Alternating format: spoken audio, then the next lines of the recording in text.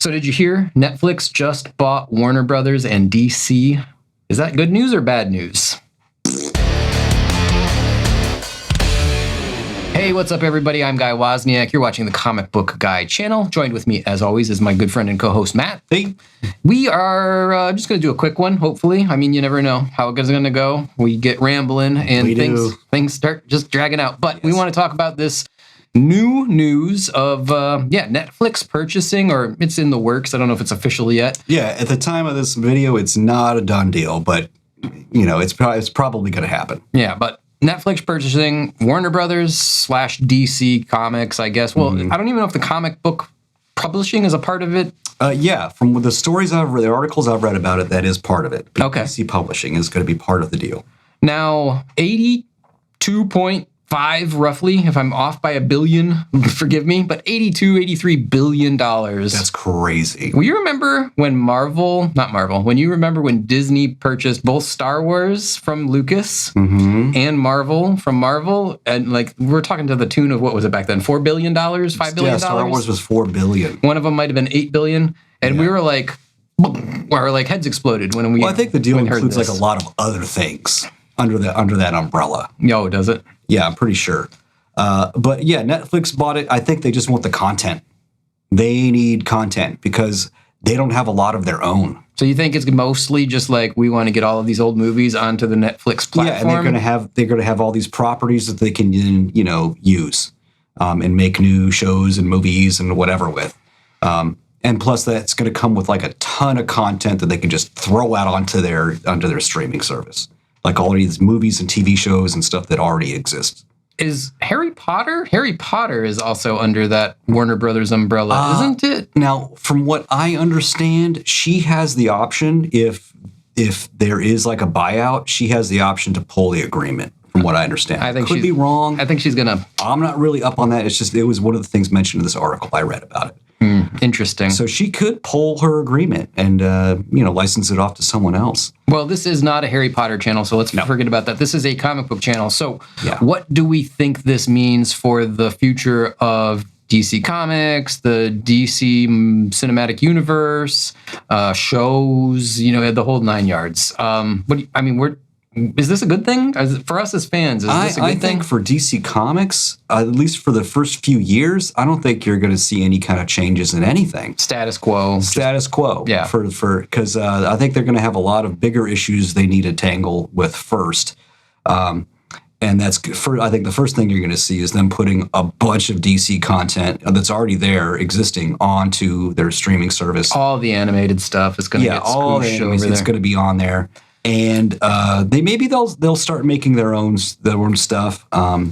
If they do, you look at what they've done with other properties they've gotten. Can you think of like a really successful property they've gotten and just knocked it out of the park? We were talking about this, and you brought up a good one. I never watched the original One Piece, but the live action show One Piece was incredibly good. I've heard I watched one episode and I'm like, okay, this is not a show meant for me. I'm not saying it's bad or good or whatever. I'm not the target audience for it, obviously. Yeah. I'm like, okay, this is not for me. It's goofy. But I did hear that I've heard that the fans of the source material, the original manga, they love it. I heard they claim it's really true to the source. But other than that, I can't think of any other original properties properties they've gotten that they've done justice to, aside from like Daredevil season 1 and the first season of Jessica Jones. I enjoyed both of those, and I even enjoyed the first Punisher season. That was okay, yeah. But it all went downhill once they started doing Defenders and they started doing Iron Fist and all that stuff. Yeah, it took a sharp downward turn. But yeah, what other intellectual properties or IPs have they done? They've gotten the Mark Miller stuff. He's got a deal with Netflix. Oh, okay. And they've done Jupiter's Legacy, which they canceled after one season. You know what was bad was Cowboy Bebop. God, that was terrible. I watched like 3 episodes. I'm like a huge Cowboy Bebop fan. Bebop? Bebop. I like that one too. But Cowboy Bebop, I'm a huge Cowboy Bebop fan. I even got the voice actors for for a Jet and Spike to sign a photo for me, and it says, see you, Space Cowboy. Nice. Very cool. And what they did to that show is it's a crime. What they did to that. It's garbage. Absolute garbage. But yeah, what else have they done that's been great? I mean, they got Stranger Things, but they've been milking that dead horse for a long time. I mean, Stranger Things is like their own original. Mix my metaphors, milk that dead horse. You could milk a dead horse, right? You could try. You can't. I don't think you can milk a horse at all. I don't know, but it doesn't matter. Stranger Things is their intellectual property, so their original thing. So like, that's not even exactly what we're talking about. Yeah. But I'm a big fan of the original couple of seasons, so you're going to get me off in this tangent. What they screwed up with that, and maybe it's not entirely their fault because COVID happened, and then there was like three things happened. There was a writer strike, there was an actor strike, and there was COVID, and like the kids all grew up before they finished season 4 and 5, and like that's what really ruined it. Oh, that's my boomer complaint for the day is why am I waiting 2 years for an 8-episode season? You remember... 1988 or whatever, it was like, oh, it's fall, all the new shows are coming out, and like here we are, it's October, going back to school, all the new shows are coming out every year like clockwork. Yep. Why 22 episodes a season? Yeah, 25 episodes or whatever. How did this get hard? Like, this formula has existed for as long as we can remember. I finally convinced my wife to watch Stargate, and she absolutely loves it. And now, as a result, I'm rewatching Stargate for probably like the 5th or 6th time. That show is amazing. Amazing series. And yeah, they came out with like 20-something episodes every season for years. And it's quality stuff. I don't understand why shows can't do that anymore. It just seems so odd to me. I think it's just because they have these bloated budgets. They're CG heavy.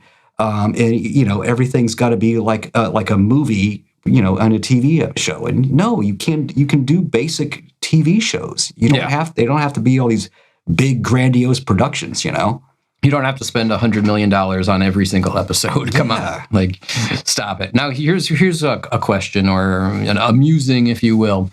They said, and who are they? The internet. I read that Netflix is going to keep James Gunn in the position of whatever the like creative director person in charge of the DC cinematic universe. Yeah, I imagine he's already got some sort of deal. At least I would imagine he does. So they have no immediate plans of changing the flow or the course of what's going on with the DC movies. Is that good or bad? I'm going to be honest with you. I thought Superman was not a good movie. No. I did not like what he did with that. It was meh.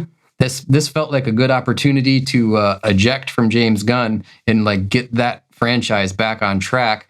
Well, then what are they coming out with now? Supergirl? Oh, did you see the trailer for that yesterday? Yeah. That doesn't look good either. It's like... Who was clamoring for a Supergirl movie? That's your next movie? Really? I mean, there's like an idea for a Supergirl movie inside somebody's head out there that probably I would be happy to see, but what I saw in that trailer was not that. It's like... I don't want to get into it too much, but nevertheless, it doesn't appeal to me. And then Clayface? Clayface? They're making a Clayface movie. Really? Yeah. Like the Batman villain? Yeah. I don't even understand why you... I mean, hey, believe me, it could be interesting. You put like a horror spin on it. Hey, okay. That could be something. But, I mean, like your third movie out of the gate, was like an odd choice to me. But, I mean, who knows? It might be something really cool. And then he's got some Green Lantern show. Where it's Hal and John are on some kind of like buddy detective mystery solving thing. I don't know. It looks interesting. The thing that I didn't like about the Superman movie, the thing that I didn't care for about all of the stuff James Gunn did prior to Superman that I've seen, which is obviously Guardians of the Galaxy Part X, Y, and Z, and by and large, the direction that the Marvel Cinematic Universe has gone, everything in these movies has to be a gag. And it's just like, we need a gag every 5 minutes, or like, it's not the pacing we want. Like, what do they call that? The Marvel humor? Is that the thing? Yeah, the Marvel humor. That's what they call it. I don't like it. I don't like that every character has the same sense of humor and every character is telling the same kind of one-liner jokes constantly over and over and over again. Yeah. It's not for me. Yeah, not every movie has to be like that, you know. Slapsticky. Yeah. And the inappropriate jokes. There's a scene in Superman. You said you didn't see it? No, I did watch that. Okay. Yeah, and it was meh. There's a scene where Lois and Superman are in her apartment having a super serious conversation. And then there's like this fight happening outside the window in the city. And there's like the giant starfish creature. Starro, yeah. And there's like laser beams. Starro. But they're not even acknowledging it really. They're just like super serious and like very like, we have to work out this problem. And then you're seeing and like, it just felt so campy and like, yeah. And purposefully, obviously, they were trying to make it campy. To me, it just felt disrespectful to the character of like Superman is trying to like work out his problems with his. They're married at some point in the actual comics, right? He marries Lois, if I'm not mistaken. But even if they're not married, I don't remember. Like, I don't know, just it felt like it was self-deprecating and making fun of the character and making fun of the situation. Like, I didn't like it. I don't know. Yeah, the movie it's a big nothing burger for me. I did like Mr. Terrific. I thought he was cool. Not bad. I thought he was pretty cool. I liked him. A character I had never even heard of before. Oh, Mr. Terrific? Yeah. I've read like the number of DC comic books that don't say Batman on the title. Like I've read, like I could count them on one hand. Well, you know what got me is his costume says fair play on it. I'm like, okay, what's that about? I don't. And so that got me interested in the character. I mean, I haven't read a lot of the books that he's in. I mean, I have some, but yeah, I like Mr. Terrific. He was really good in that movie. All of this to say, yes, that I don't think there's going to be a big change in the DC movies moving forward, at least for the foreseeable future. Yeah. And that's probably a bad thing. I think what you'll see is they're going to make some DC TV shows. I think that's what we could expect to see on Netflix. Now, here's the real question about that. Will they? And the answer is almost certainly no. But so why won't they make an actual Batman series? Why not a chance? Why won't Disney make Spider-Man's a bad example because Sony owns the right to it. But like, why don't we have like marquee characters in their own series? You know what I mean? Like that's what everyone wants. Yeah. Nobody wants what was the Falcon and the Winter Soldier. Nobody wants Falcon and the Winter Soldier series. Everybody wants like, whatever, Spider-Man or the Incredible Hulk series or a Wolverine series or some like major marquee character. So this is Netflix's chance to break the mold and say like, let's do a Batman series. No. Let's cast somebody that doesn't stink and let's just not a chance. Go all in. There's no chance you're going to see a Batman series. What you'll see is a Batman adjacent series. I'm sick of that. Like Gotham. Yes. Gotham was garbage. That's what you'll see. You'll see like maybe they'll do like a Nightwing series. They could do that. Or the Penguin series. I know everyone enjoyed the Penguin series. That was good. I just want a Batman series. I don't want Venom, the movie. I want Spider-Man and Venom. I don't want Penguin, the TV show. I want Batman and Penguin. I think what we can expect is some lackluster, major character adjacent, like some D-list character shows. That's probably going to be the best we're going to get at. Why do they do that? Do you have any idea? Like, why are they afraid they're saving the big guns for the movies.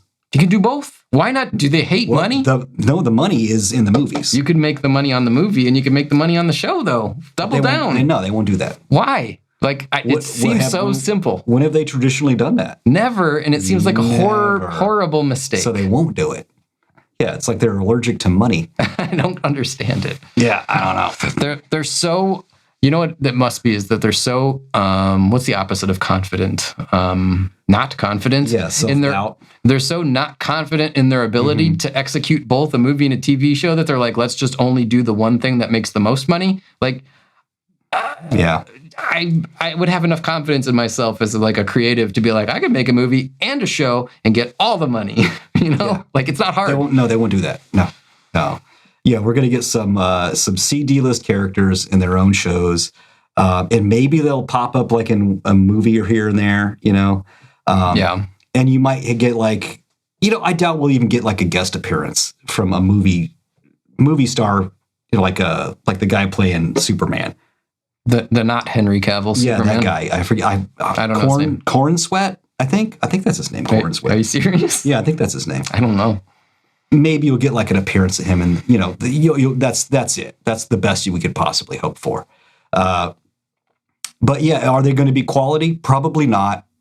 I mean, we can always hope and, maybe it will be good. I got my finger. No, it's probably going to be crap, the stuff they'll come out with, because they've just continually done that. That's what they've consistently done. So, the good predictor of the future is the past. So yeah, that's probably what we can expect. As far as DC Comics, I don't think you're going to see anything kind of change for a while. Not for a good long while, if anything at all. Yeah, probably not. I mean, I don't know. It depends on if the culture at DC and the culture at Netflix are on the same page. I could see like cultural shifts, like let's focus more on female characters. Let's focus more on like underrepresented communities, like that sort of stuff I can see happen. But they're probably already doing that at DC. So I don't think the publishing part is going to be any kind of concern of them at all, because I mean, honestly, it brings in such a low amount of money. Yeah, I bet. I mean, that's the thing at DC. If their comics. I mean, I think I saw another video where someone had broken down like their, all their, the money they make and what they, blah, blah. And they don't make a lot. They don't make a lot of money at all. Yeah. So I think it's going to be really kind of beneath the notice of most of the higher ups at Netflix. And it's not even going to be really a consideration. It's going to be just like, this is one of our subsidiaries. Okay, fine. It cost us how much to run this a year? Okay, that's nothing. Whatever. Yeah. Like they're not going to really think about it much at all because, it doesn't bring in a lot of money. All right. Well, I think there's not much more to really say on the topic other than, it was an interesting news story this week. So why not talk about it for 20 minutes or whatever? Yeah. So more garbage to come. I'm sure we'll be doing a follow-up and we'll be like, remember when they bought this and here's what's happening? Yeah. We warned you. Yeah. That's probably what it's going to be. Before we go, don't forget, I got some comic books here. Wolverine, the entire miniseries, issue number 1 is behind us, but that's included. Where is it? It's somewhere back there. It doesn't matter. There it is. We are doing the giveaway. When this channel hits 10,000 subscribers, somebody is going to get all 4 issues of the Wolverine miniseries circa, what is that, 1982? I think it's at 82. 82 is the year it came out. I think it might say, 82. So if you would like a chance at winning the Wolverine limited series by the fantastic Frank Miller and Chris Claremont, subscribe to the channel and stay tuned. When we hit 10,000 subscribers, I'll do an announcement video of the giveaway, an official announcement, and I'll give all of the info on how you can participate. That said, let's close this one out today by saying thanks for tuning in and watching. As always, I appreciate it.